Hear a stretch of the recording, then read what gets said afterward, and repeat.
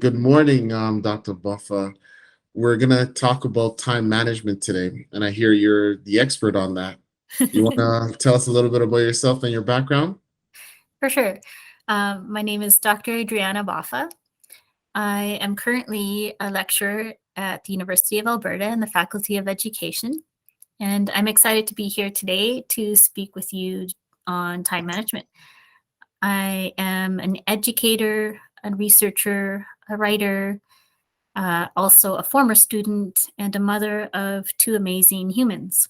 And time management and organizational skills have helped me throughout the years to succeed in all these areas.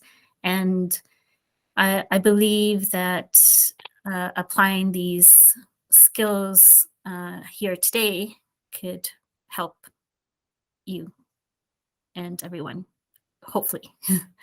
You can talk a little bit more about finding the right balance for you in order to create good time management skills.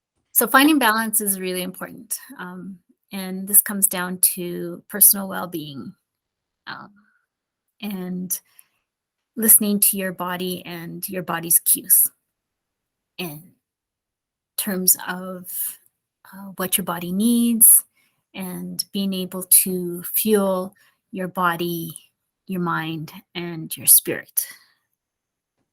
In time management, often we have all these things that we need to do. And however, sometimes we get caught up in all what we need to do and we forget about what our body and mind needs. And sometimes it can get out of balance, and that can lead to burnout. And that is something that we truly want to avoid. So being able to acknowledge our body's cues is really important, and feed it with our interests and our hobbies and physical activity and breaks and water and food and fuel for the mind, like reading and or whatever you enjoy, your passions. Those are all a part of the journey. So Okay. You want to talk a little bit about the distractors? yeah, well, Yes. that's up on the screen right now. Mhm. This actually, what you're seeing up here right now came from eMarketer, and this is from 2020. Actually, it's a projection from 2020, looking into the years of COVID and how much time Canadians will be spending on their social media and, well, in media in general. And this could be any media, from TV to print to digital. But you can see that, and this is in terms of hours Mhm. and in a day. So Oh, the total is, by 2022, that the average Canadian 18 plus spends almost 10 hours a day on media. And half of that comes from digital media. So you can see that there are lots of distractions for the average individual. mhm. And I mean that those distractions aren't necessarily good or bad. And it's a distraction. And it's something that's taken away from what you need to be doing. And it's about reframing those distractions and saying, reworking those distractions as something that it could be an interest, right? Maybe it is an interest. Maybe you're reading on digital media, Maybe you're playing a game. Maybe you're listening to music, but maybe you're reworking those distractions into your schedule and time blocking them and saying, okay, if you're motivated by rewards, working it in as a break, working it in as a reward, and saying, okay, after my 25-minute Pomodoro, I'm going to play a 5-minute game. After my 25-minute Pomodoro, I'm going to listen to a song, or I'm going to listen to music while I play, while I write, or I'm going to talk to a friend, or so it's about reframing those distractions into your time plan. Okay. So essentially what you're saying is distractions aren't necessarily bad. It's just a way to fit it into your life, essentially. Yes, and balancing it, right? So Mhm. Okay. That's a great way to put it because a lot of times you're thinking, oh, distractions are bad. And you're not really understanding that, you know what, we're only human and we're gonna have distractions.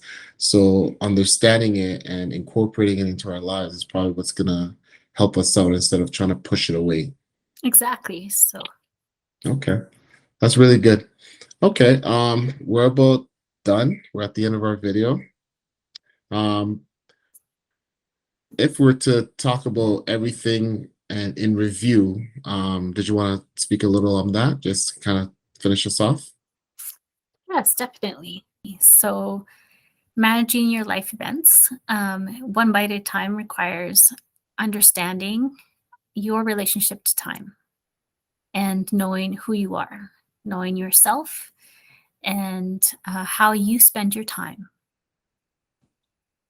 And so investing that initial, it might take a bit of time at the beginning, but just in having that initial investment and knowing yourself, then simplifying and breaking down your to-do list into chewable bites. List it, prioritize it, and assign it. Make it visual and make it actionable.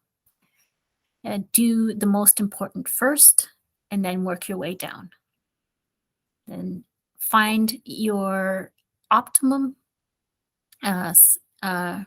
study space and be able to create the perfect, or not perfect, there is no perfect, create your most ideal conditions for work or study, and then do it for yourself because you're worth it.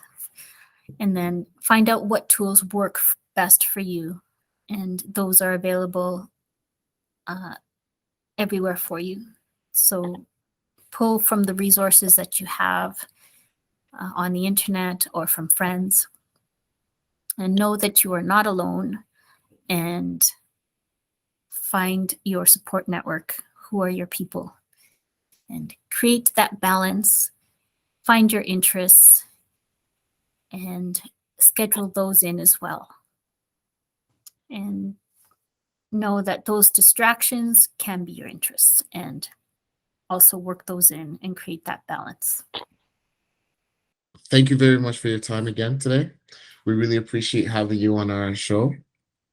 It's important for these young people coming up to understand the concept of time management, right? Because, like you said, it could be very daunting. It's scary to try to get into a routine, right? So having people self who can take us through and walk us through what time management looks like is very important. So again, thank you very much, Dr. Adriana Boffa, for being with us today. Thank And you. hopefully whoever's watching this can take a lot out of our session today. Thank you very much. Thank you.